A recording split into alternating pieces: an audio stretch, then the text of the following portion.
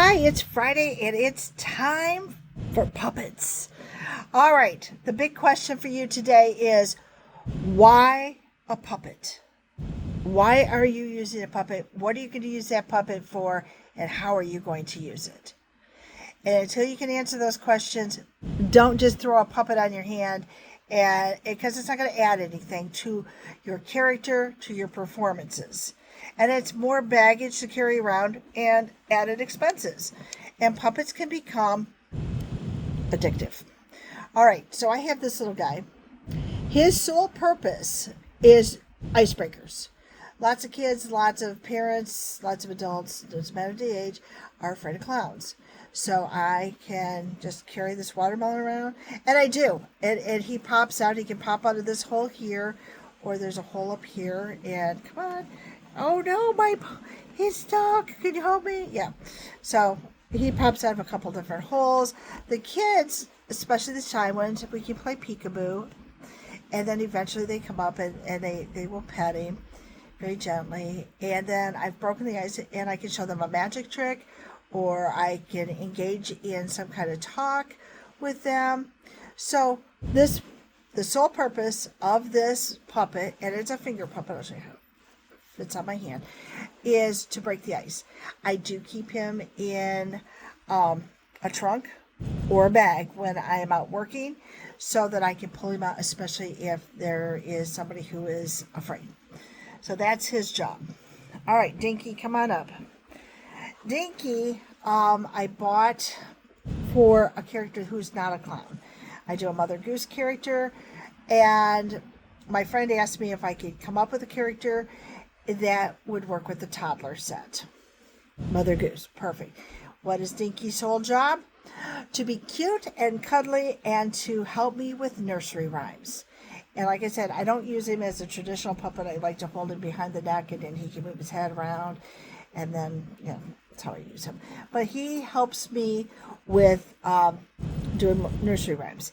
And then the kids all get to come up and pet him. And that's it. He is there to be non-scary. Stop.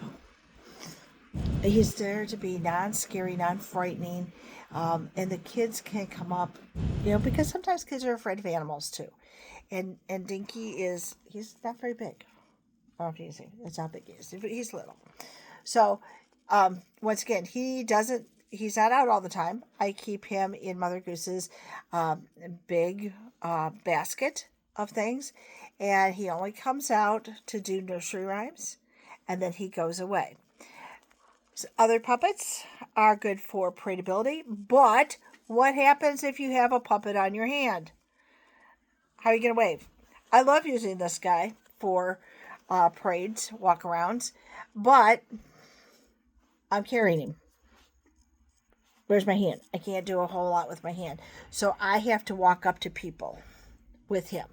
I can't do the big overhead wave. So you have to think about what am I going to be doing and how is this going to fit in. So you've got that. I did puppetry for a long time with a puppet team where we actually had a stage. You could build a stage. Make a stage out of a cereal box or some other box. And then you can walk around with that and do your little puppet show and if you want to. For me, that doesn't work because then I have to carry the puppet stage. Even if it's an empty cereal box, it's one more thing for me to carry. So I don't do that so much anymore. I usually use a backdrop when I'm performing. So I have Rocky the Raccoon. He's the spring puppet. And he runs across the top of my backdrop before I start my show. And then he'll look at the crowd and then he'll run and hide. And then he comes out this side or that side. So he's an icebreaker also. That's his job. So my questions to you are, why are you using a puppet? When are you going to use the puppet? And what is their motivation? Why are they coming out? Are they coming out to break the ice? Are they your helper?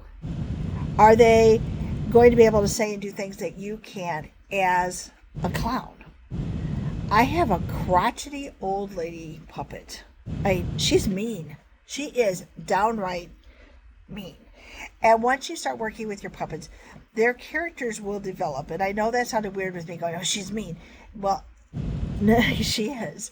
She'll say stuff, and I'll be like, "You can't say that." Well, yeah, she's an extension of me, and sometimes I think it, Sometimes, and so she does not come out with me as a clown. She goes with me when I do my stand up comedy, because she can make some annoying comments, and I can blame it all on her. And it's really me. It's kind of fun. Are you using this puppet to help you in a show? Is it part of your show? So you want to start thinking about that.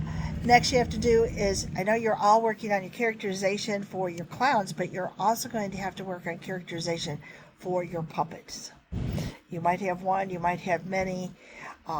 They all should have their own backstory, their own characterization, how they move, what they do, when you pull them out, how you pull them out. Rocky runs across the top of my backdrop. This little guy who's unnamed, he's just my chipmunk. He's just there and soft and quiet. So, some things to think about. Okay. Once you do that, start watching some of the puppeteers out there. And you can watch the vents. They are great. I love watching vents. Jeff Dunham is probably my favorite because I love his sense of humor. It's not clown humor. I would never use some of the stuff he uses, but as an adult, I find some of his stuff highly funny, and some of it's probably politically incorrect these days, and he really doesn't care. Hasn't been shut down yet, so I guess he's doing okay. And I just priced tickets to go see him. I'm like, yeah, I'm not going to be doing that. But check out his characters. Peanut is very different than Walter. And Walter and Peanut are very different than Ahmed. And then there's, Jose Jalapeno on a Stick, who is a stick puppet. Okay? They all have their own personalities, and you want to start developing a personality for your puppet along with their motivation. Okay?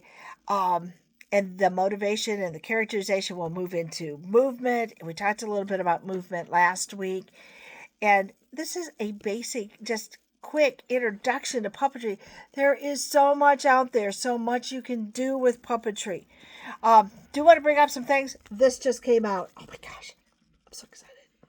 This is 50 Years of Fun and Laughs, The Muppets, the super unofficial fan guide. I got it into Meyer. I live in Michigan. Got it into Meyer. You can probably get it other places. This just came in the mail 2 days ago, and we're going to use this next week because this has a whole bunch of beginning exercises.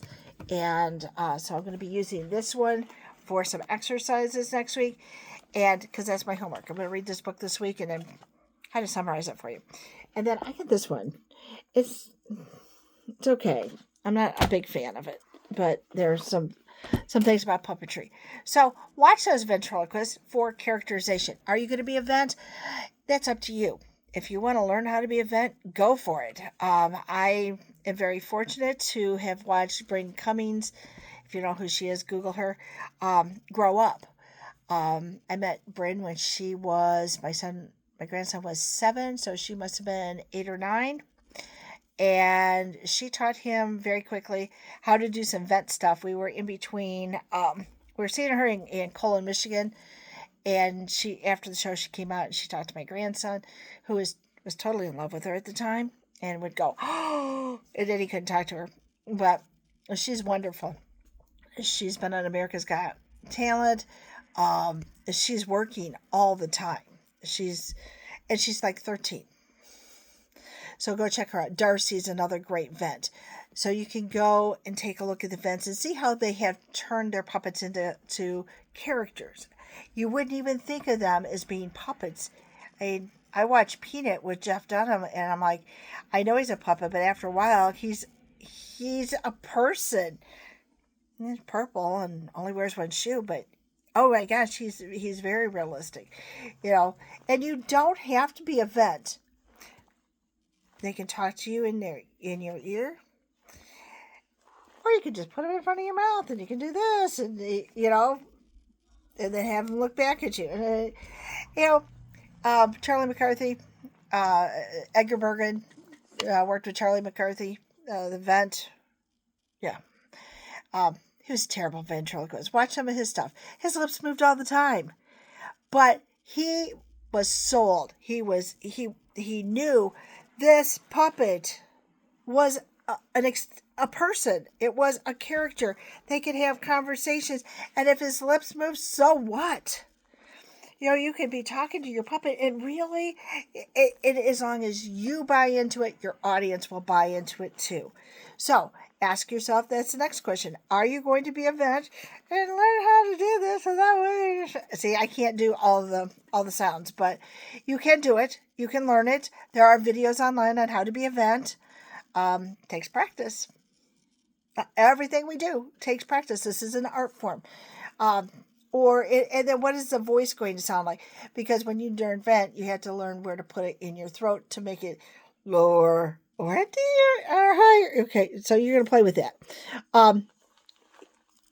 You can, if he's in front of your mouth, and little kids the first time might go, "Oh, your lips are moving," and I just look at them and go, "Your lips are moving too," and they're usually good with it, and they buy into it. Kids are a little different these days than they used to be. I will give you that. They're a little bit more jaded, a little bit more cynical at a lot younger age. Okay? So be aware of that. Always have a nice, polite comeback. I don't know if your lips are moving too is a nice comeback, but everybody gets a good laugh at it, and we move on. So, once again, my question to you, why are you using a puppet? What are you going to do with it? How is it going to enhance your clown character? I'm hoping to see some of your puppets real soon. I think that's how you get your points for the puppetry thing, is you show the puppet. It could be one of the puppets that you made. I'm going to put the questions in the chat, and I hope that you will all answer them about why puppets. Okay? Besides, they're fun and addictive, and I have a lot of them. I need a new one. I just was thinking about it before I said it. It's like, yeah, I need a new puppet. And I have puppets upstairs that I have bought over the years. I haven't used them yet because I don't know what I'm going to do with them, but I'm going to use them. I have a snake in a basket. Going to use it. Don't know which character. Don't know when. But it's there, and I get him out and play with him now and then. One other thing to think about is, where are you going to use it? A lot of clowns like to do the hospital thing. That's great. But ask. I can't take this into the hospital. Why? It's fabric. Germs. Ew. Yeah. I can take, I don't know where I put. You remember the stick puppets I did last week? They're single use. I can take those into my local hospital. Are you going to be doing it in a church? Are you doing it in a parade? Parade? Is it going to be heavy? What are you going to do with it if you get tired of carrying it around? Okay, so where are you going to use it at? I'll put these questions in the chat. I'm waiting for some of you guys to give me some questions back, like you did on my makeup video. That was great. And next week we're going to start some exercises. So next week I need you to have something to be a puppet. It could be a stick. In fact, a stick is really good, because then we can start having conversations with our sticks. How do they move? What do they do? Okay, so have a puppet by next week, or a stick, and we'll do some exercises. I'll start putting them together this week, and I'll talk to Chuckles and see maybe I can add them as I make them. All right, I will see you next week with my friends. Have a good one.